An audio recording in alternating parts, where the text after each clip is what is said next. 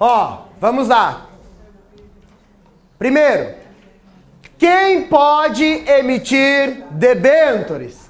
Tem que ser uma sociedade anônima de capital aberto.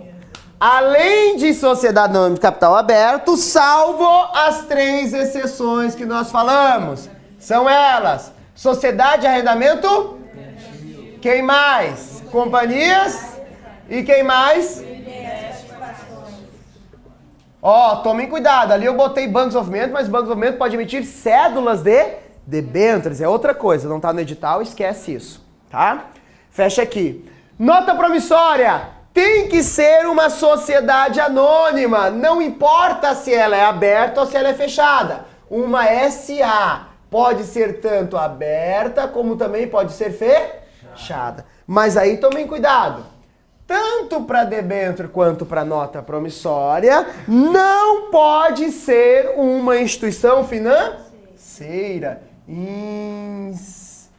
Instituição financeira. Como assim, professor?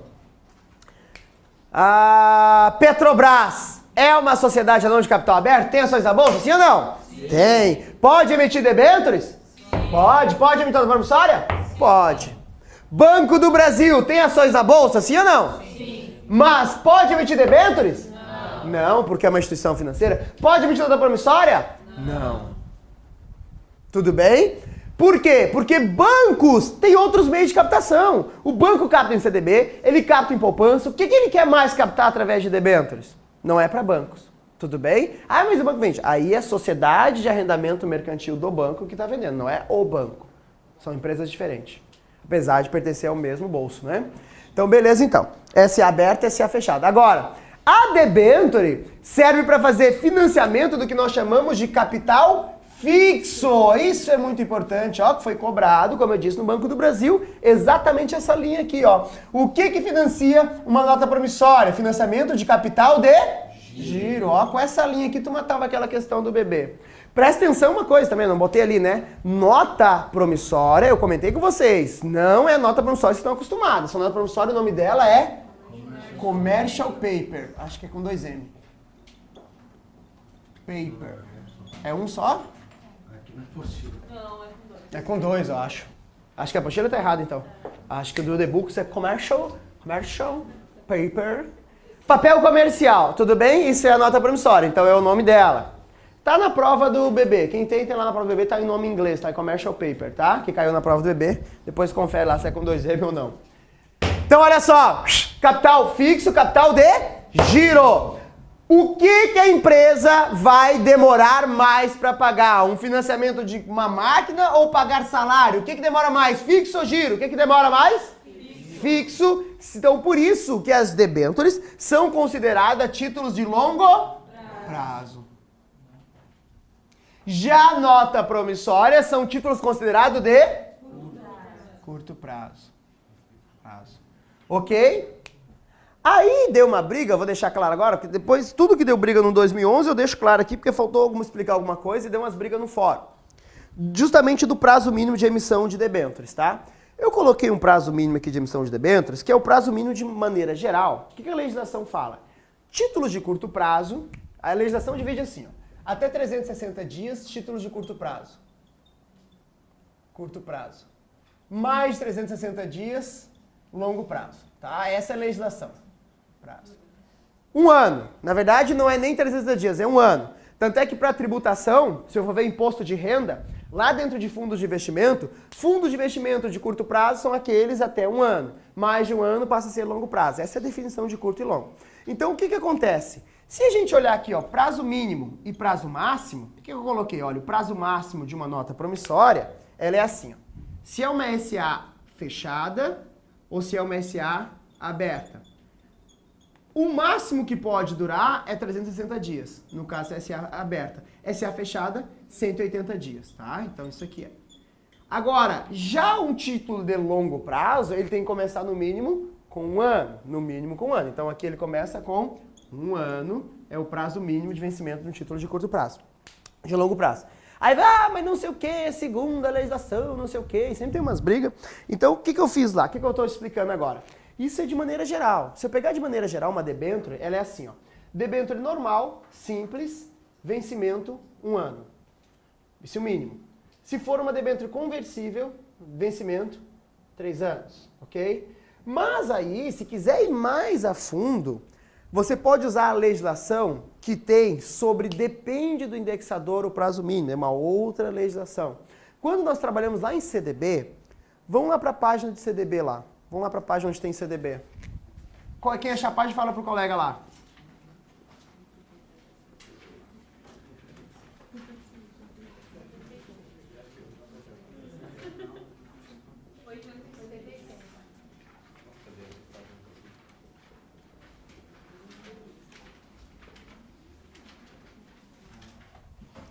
Se não tem uma coisa assim, ó, 86 lá, que eu até pedi para riscar, que não estudem isso, prazos mínimos, sim ou não? Sim. Essa legislação de prazos mínimos a títulos de renda fixa, tudo bem?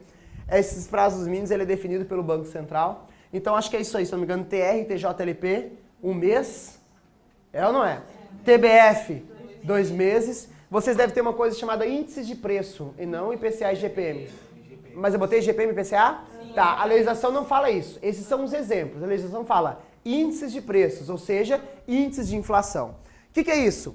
Se o meu título de renda fixa, a remuneração dele é a taxa pós-fixada, e eu escolhi TR ou TJLP, ele tem resgate no mínimo de 1 mês. Ele não pode resgatar durante 1 mês.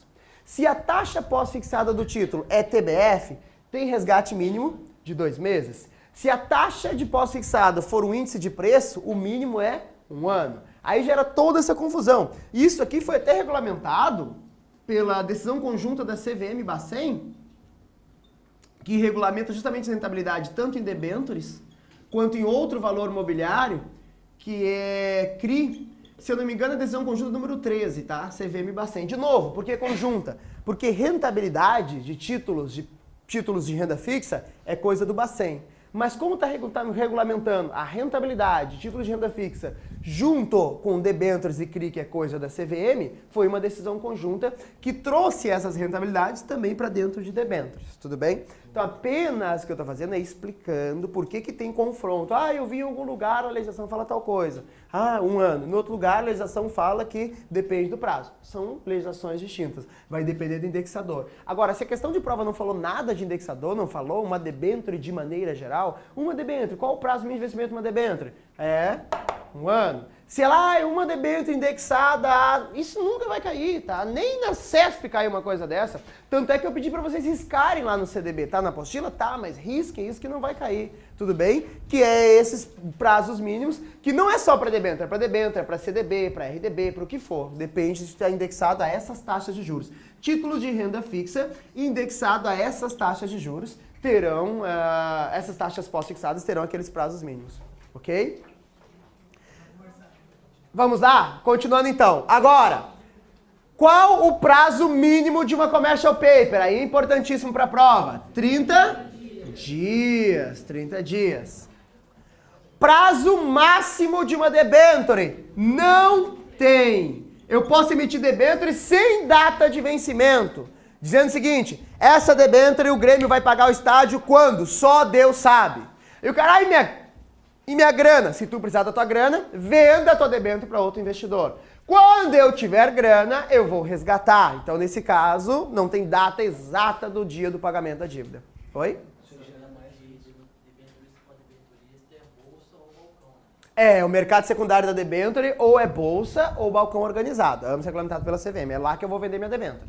Quando eu vou emitir debênture, já no prospecto, é claro, essa debênture será negociada no mercado secundário da Bolsa de Valores. Ou, essa debênture será negociada no mercado de balcão da Bovespa, que se chama Soma. Tá claro onde eu vou negociar ela. O cara já vai saber onde ele vai vender ela. Oi? Beleza? Ok? Seguindo então, Paraná, MSA aberta, deixa eu financeira, capital fechado, capital aberto. Acho que é isso, né? Vou botar aqui mais umas coisinhas aqui. Oi? Não pode ser instituição financeira? Não. A não ser as 3 exceções aqui. Né? Porque a sociedade de rendimento mercantil é considerada uma instituição financeira. E pode. Então aqui também, entendeu? Mas é exceção. Aqui, ó, para complementar coisas importantes, ó. ambos os títulos não contam com cobertura do FGC. Não estão cobertos pelo Fundo Garantidor de Crédito. Ambos não estão cobertos pelo Fundo Garantidor de Crédito. Complementem isso aí, então. Finalizamos, então, essa coisa aqui. Destinados a empresas, né? Empresas, esses papéis. Oi?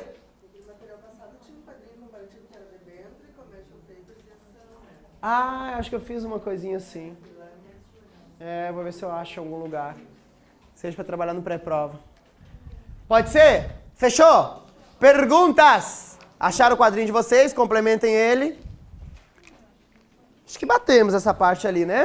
Acho que fechamos, então. Então vamos fazer o seguinte, olha só. Crianças, aqui se encerra debêntures e nota promissória para a prova. O que eu tenho de importante debêntures? Ó, nós detonamos debêntures. É quase impossível o cara cobrar uma coisa de debênture que a gente não tenha visto aqui. Nós somos assim, ó, muito a fundo de debêntures.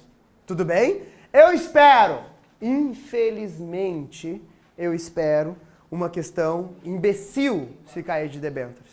Tá? Uma questão tipo, ai, debêntures serve para financiar capital fixo. Ai, quem pode emitir debêntures? Ou, sei lá, uma coisa bem imbecil assim de debêntures se cair debêntures, tudo bem? Não espero nada muito complicado, não. É uma pena.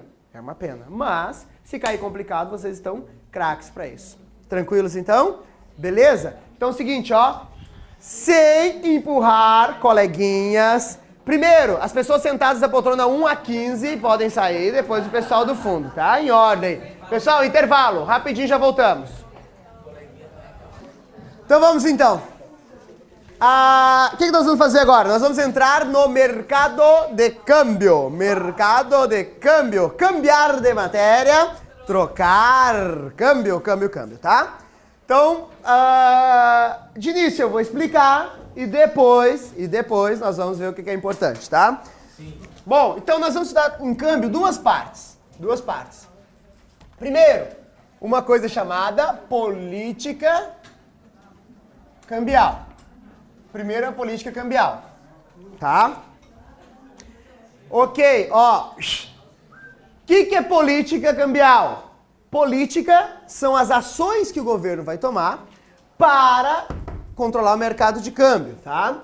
Amanhã, por exemplo, nós vamos estudar a política monetária, que são as ações do governo para controlar... Oi?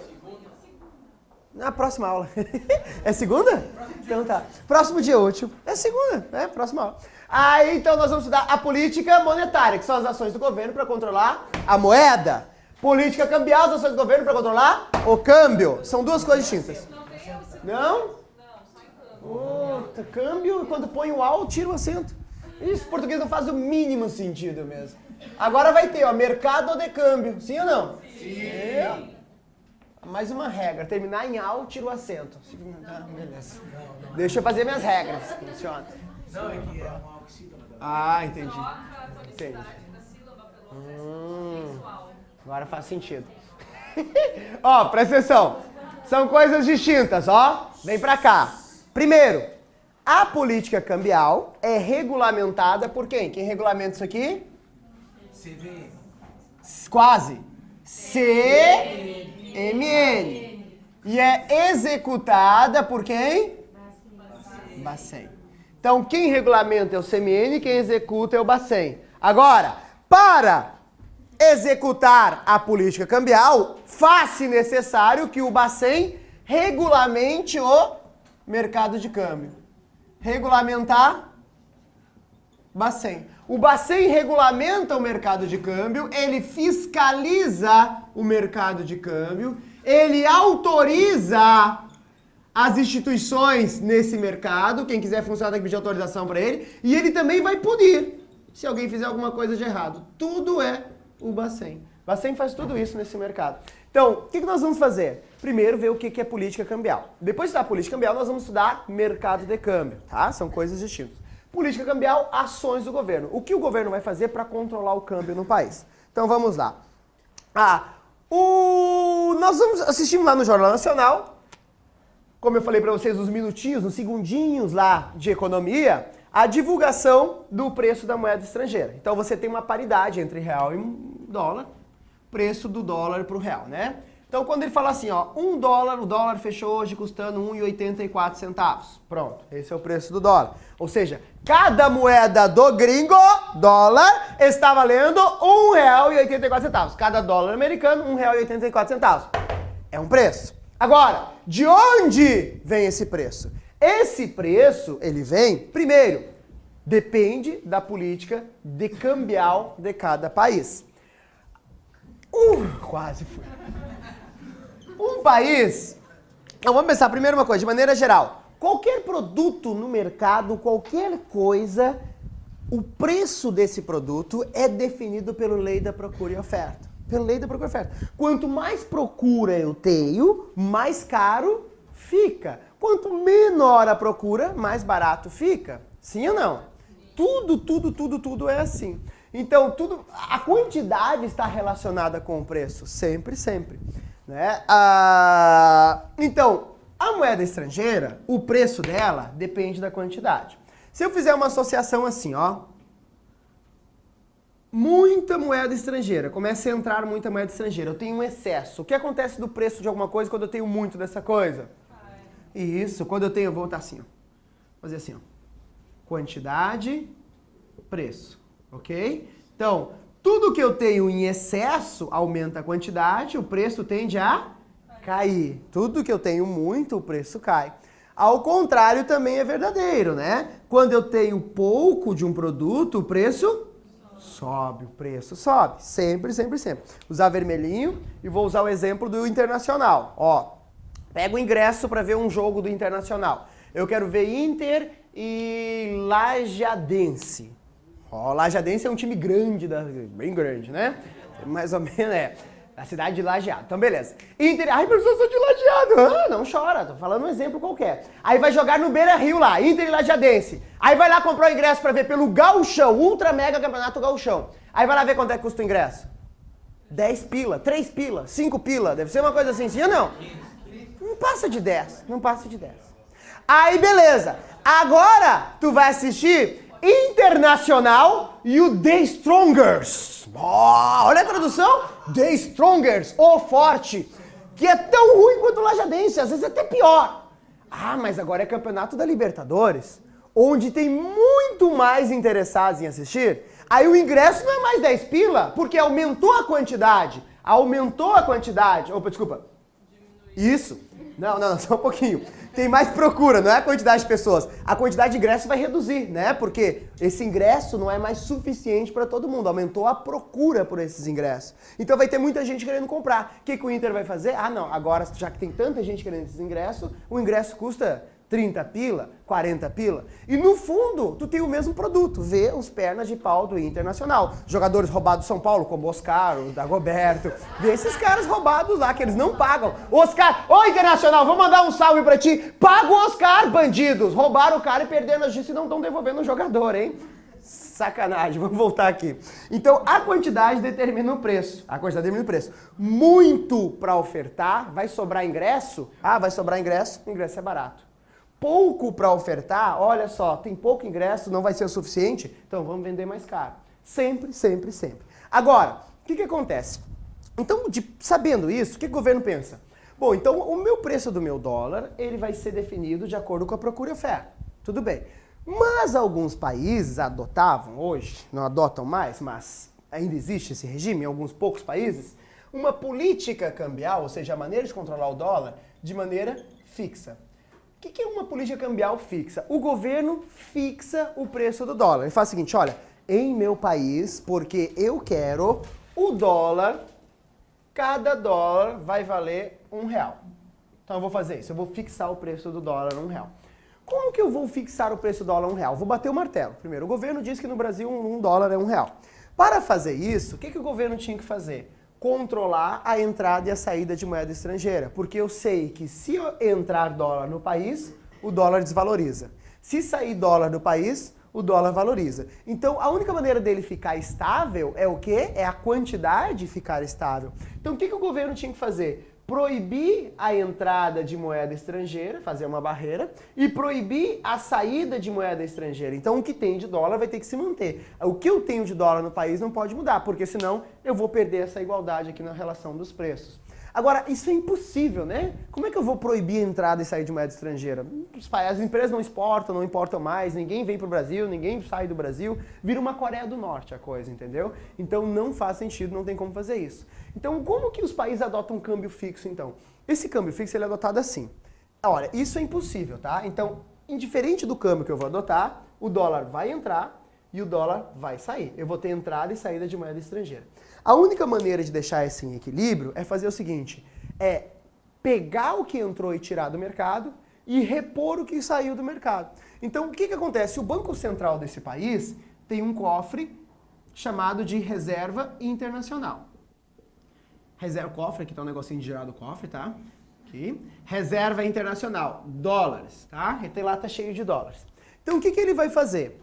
Toda vez que entrar dólar no país, ele vem aqui, pega esse dólar que está entrando, joga para dentro desse cofre, pega um outro cofre que ele tem cheio de reais e troca por reais com o mercado. Ou seja, ele compra o dólar que entrou. Então, entrou dólar no país, o preço vai cair? Não, não se preocupe. Porque todo dólar que entrou, o Banco Central foi lá e comprou esse dólar do país. E aí ele tira esse dólar que entrou e o preço continua estável, continua estável, porque era para cair? Era, mas o Banco Central comprou e não caiu. E aumentou minha reserva internacional. Agora, qual que é o problema quando ele faz essa ação? Porque ele está trocando reais por dólar. Reais por dólar. Ele tira dólar do mercado, mas ele tem que injetar reais na economia. E aí vai impactar no que nós chamamos de política monetária, que é o quê? É as ações do governo para controlar o preço da moeda, a moeda. Então, se eu estou jogando mais dinheiro no mercado, teoricamente as pessoas vão ficar com mais dinheiro, sim ou não? Sim. E as pessoas com mais dinheiro vão começar a consumir mais, sim ou não? Sim. E se elas consumirem mais, vai aumentar os preços, vai ficar mais caras as coisas, porque vai ter um excesso de consumo. Isso vai ficar mais claro na aula de segunda-feira, tá? Aí vai gerar uma coisa chamada inflação. Então, olha só, resolvo o problema do câmbio? Resolvo. Mas crio um novo problema, que é o quê? A inflação lá na outra ponta. Mas o pior não é isso. O pior é quando acontece o contrário. Começa a sair muita moeda estrangeira. Toda moeda que está saindo, o Banco Central vai ter que repor essa moeda. E aí, meus amores, que está o problema. Por quê? O que ele vai fazer? Ele vai lá, pegar essa moeda estrangeira que ele tem lá no cofre dele, vai jogar no mercado e pegar reais do mercado. E vai tirar reais de volta do mercado, vai trocar. Ao invés de vender moeda estrangeira, comprar moeda estrangeira para o mercado, ele vai vender dólar. Então, nesse caso, ele vai vender, estou vendendo dólar para o mercado. Por que ele vai vender? Para repor esse dólar todo que saiu aqui, né? Então, lá vai ele ofertar dólar para o mercado. E aí está o grande risco da coisa. Por quê?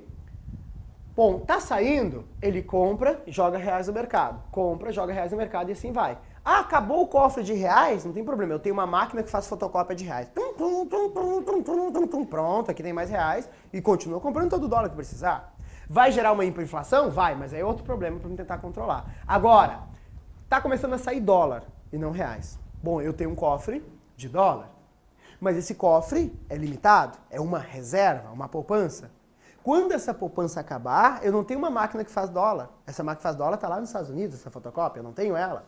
Entende? Então vai faltar. E aí pode acabar as reservas internacionais do país. Detonar as reservas internacionais do país. E o que isso pode trazer de ruim, professor, se acabar as reservas internacionais do país? Ah, aí o que acontece? O país pode quebrar. O país quebrar.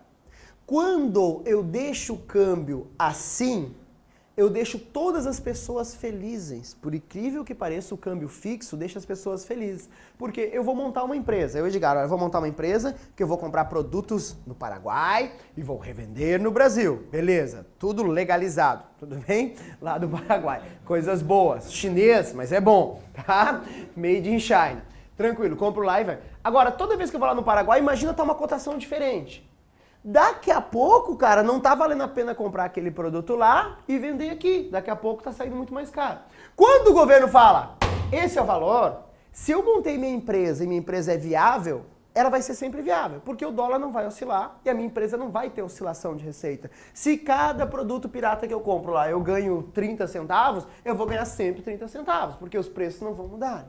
Entende? Agora, mesma coisa, se eu estou exportando, vendendo meu produto lá para o gringo, a esse preço a minha empresa é feliz, a minha empresa sempre vai ser feliz. Agora, quando eu deixo um câmbio flutuar, não fixo, e sim flutuante, flutuação, tá flutuante.